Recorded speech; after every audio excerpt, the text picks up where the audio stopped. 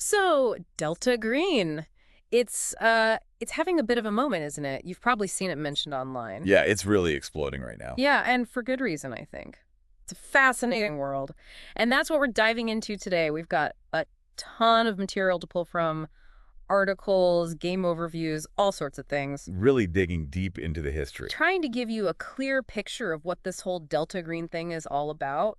So, where should we start? Well, I think the thing that grabs people right away is Delta Green isn't your typical, fight the monsters kind of game. Right. It's got a very different feel to it. It's set in the real world with real world problems. Oh, yeah, definitely. You're not just some fantasy hero.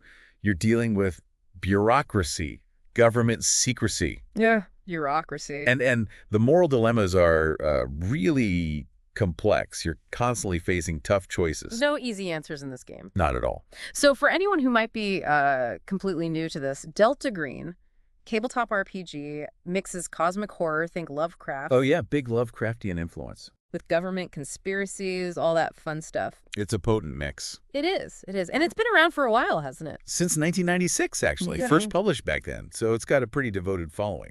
Wow. And, the 25th anniversary edition, that was huge on Kickstarter. Over $500,000 raised. That's amazing. 500,000. That shows you the dedication of the fan base. For sure. And even RPGNet ranked it as one of the best RPGs of all time. So it's clearly resonating with people. So what do you think? What do you think initially drew people in? Well, right from the start, Delta Green was praised for its realism, its attention to detail. Yeah, that makes sense. They really dug deep into real-world events, conspiracies, Weaving that into the Lovecraftian mythos. seamlessly. And the creators, Dennis Detwiller, Adam Scott Glancy, John Tynes, they really knew their stuff. They even got inducted into the RPG Hall of Fame. Wow, talk about dedication. So it sounds like they really built a strong foundation. Oh, yeah. They set the stage for something special. And then that recent surge in popularity, what do you think contributed to that? Well, the 25th anniversary edition, that brought the game into the modern era, made it even more relevant. And they partnered with Chaosium. Call of Cthulhu people. Exactly. And together they developed a new game system. They call it the Misery Engine. Misery Engine, that sounds intense. Oh, it is. It's designed to really capture the psychological toll of facing cosmic horrors. Right, right. It's not just about physical survival. It's about the mental and emotional strain, too. Exactly. So it's not just tracking your character's, physical health. It's also about their sanity, their stress, their paranoia, all those things. That makes sense. I mean, if you saw a creature that defied all logic and reason, It would mess you up. more than a little bit. So Yeah. how does it actually work, this Misery Engine? What are the mechanics? Well, one of the core elements is the sanity system. So every time your character encounters something horrific, Something Lovecraftian. right, they risk losing sanity points. And that can lead to, Oh, all sorts of fun things. yeah, Mental breakdowns, phobias, even complete insanity. yikes. But there's more. They also have this really interesting bond system. Bonds. Yeah, it focuses on your character's relationships, the people they care about, in the real world. So it's like even when you're fighting these cosmic horrors, You're still grounded in reality. you're still human. Exactly. Yeah. And these bonds, they can be a source of strength, help your character hold on to their sanity. Right. But I imagine they can also be a weakness. Oh, absolutely. They can be exploited. Yeah. Put your loved ones in danger. Imagine having to choose between protecting them and, fulfilling your duty to fight the unknown. Ugh, that's a tough one. Those are the kind of choices you face in Delta Green. So if someone wanted to dip their toes into this world, where would you recommend they start? There's a great source book, Need to Know. It's perfect for new players, streamlined rules, gives you a solid understanding of the setting. And if you want to go deeper. Oh, there's tons of material. Dennis Detwiller has a Patreon, Mm-hmm. releases new stuff regularly, and there are community-created campaigns, Sure. like the Fairfield Project. That's a really deep dive. Sounds like once you get into Delta Green, You're in for a ride. there's no turning back. That's one way to put it. So to really get a handle on this whole Delta Green thing, let's talk about the gameplay itself, character creation. Yeah. So you're not picking a fantasy class like in other RPGs. Right, right. You're taking on the role of an agent from a real-world government agency. Oh, that's cool. So you could be FBI, CIA. To CDC, anything. Oh. And each agency has its own resources, its limitations. Well, and I'm sure lots of paperwork. Always paperwork. But it really adds to the realism. Okay, so let's say I've created my character. I'm embedded in this world of secrecy. Living the double life. Right. What does a typical Delta Green session actually look like? Is it all just monster hunting? It's a balance. Sometimes, yeah, you'll be forced into direct confrontations with some pretty horrific creatures. Tentacles and all that. Oh, yeah. So you'll need firearms, tactical skills, maybe some improvised weapons. Whatever you can get your hands on. Exactly. But more often than not, you'll be investigating, piecing together clues, conducting surveillance. Real detective work. Exactly. Yeah. You might be poring over ancient texts one day and then hacking into government databases the next. So it's like Sherlock Holmes meets the X-Files. That's a good way to put it. I like that. And all the while, you're managing your character's sanity. Yeah. Trying to hold on to those bonds. To the real world. To your humanity. Exactly. Intense. So speaking of this whole hidden world, let's talk about the factions. Ah, yes. The players in this cosmic game. You mentioned Majestic 12 before, the classic alien cover-up group. Right, the Roswell incident, all that. What other shadowy organizations might players encounter? Well, there's the Starkweather Foundation. On the surface, they seem like a philanthropic organization. Oh, so like helping people. Right, but underneath, they're connecting to the elder things. Ancient, tentacled beings. Predating humanity. Those are bad news. Oh, yeah.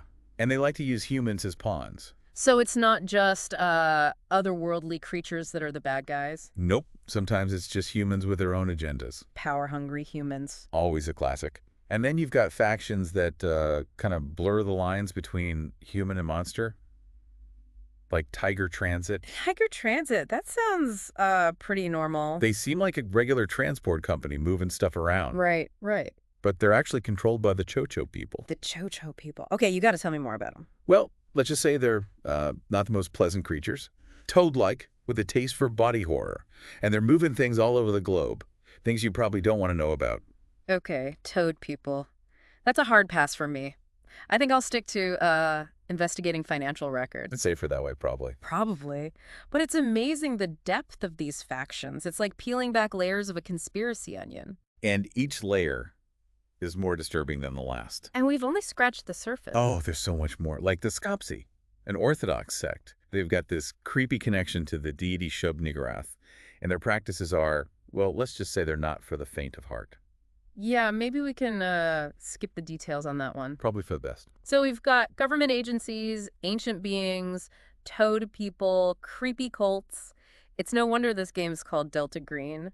But before we go too far down this rabbit hole of conspiracies, let's circle back to the Lovecraftian connection. How does Delta Green actually integrate the Cthulhu mythos? Well, it's not just about, throwing in tentacles and calling it a day. Right, right. It's got to be deeper than that. Oh, much deeper. Delta Green really captures the essence of Lovecraftian horror. That feeling of human insignificance. Oh, yeah, cosmic dread. Exactly. The idea that we're just tiny specks in this vast, uncaring universe. And there are things out there, things we can't even comprehend. Things that can drive you mad. Precisely. So it's not really about winning or losing. It's about surviving, physically and mentally. And even survival might leave its mark. Oh, definitely. The game really emphasizes that encountering these entities, it leaves scars. Mental and emotional. Exactly. It's not just about the big monsters. It's about the insidious ways that the mythos can seep into our world. Corrupt individuals, institutions. Whole belief systems, even. Right. And what I think is so brilliant is how Delta Green updates those Lovecraftian themes, brings them into the modern era. Yeah, the original Lovecraft stories, they were very much a product of their time. Exactly.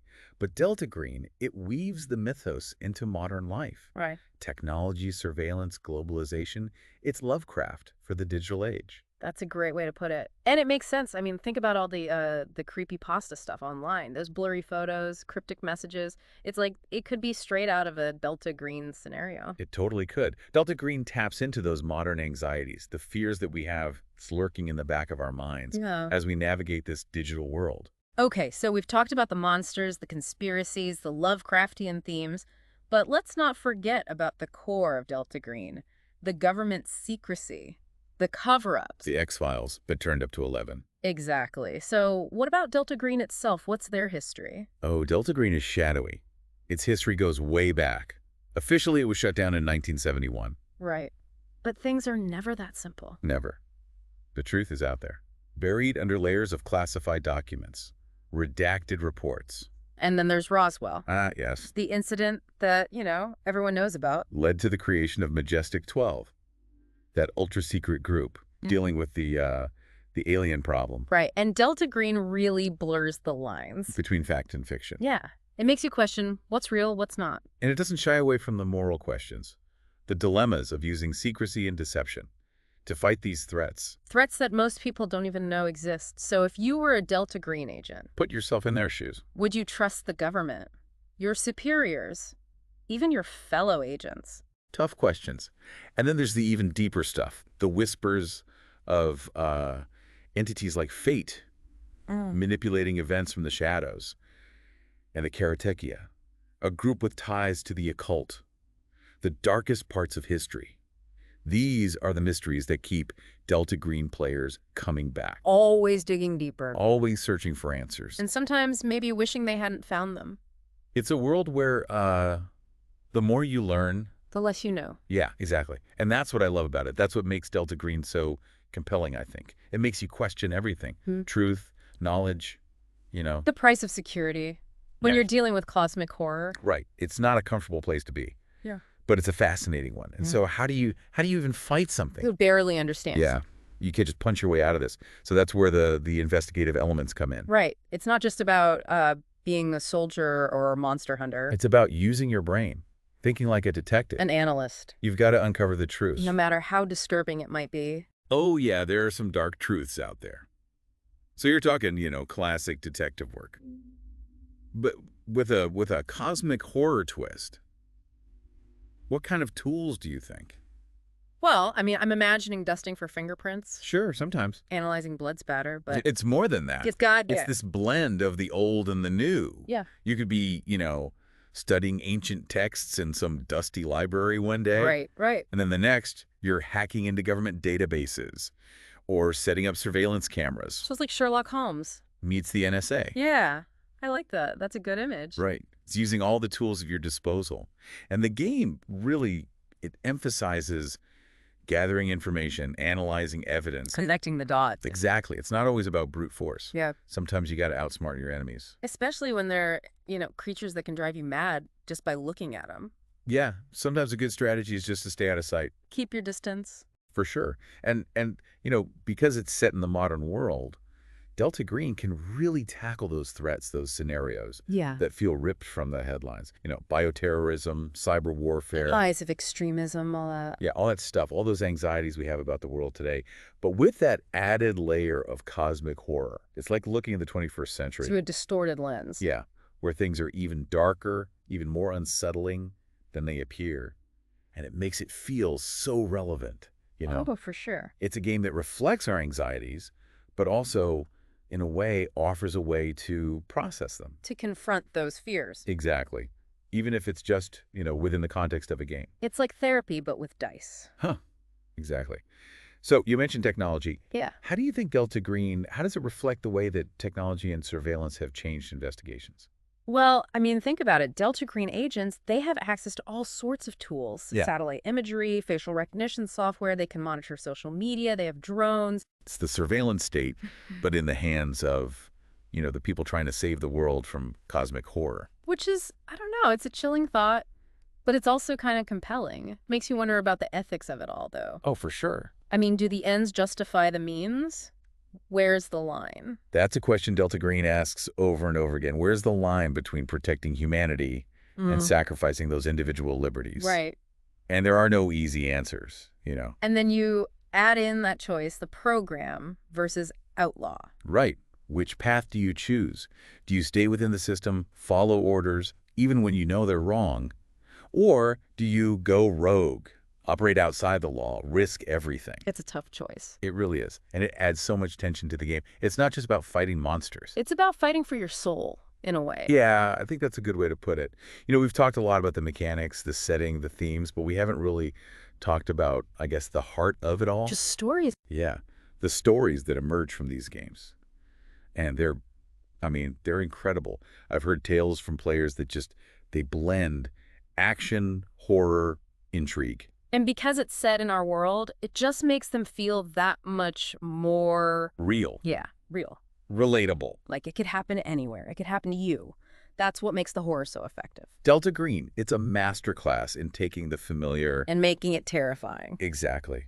But even with all this, I still feel like we're just scratching the surface. Oh, there's so much more. There's specific monsters, Yeah. artifacts, rituals, historical events. It's a rabbit hole that just keeps going. Deeper and deeper. So for our listeners who are now hooked, completely intrigued, where would you recommend they start?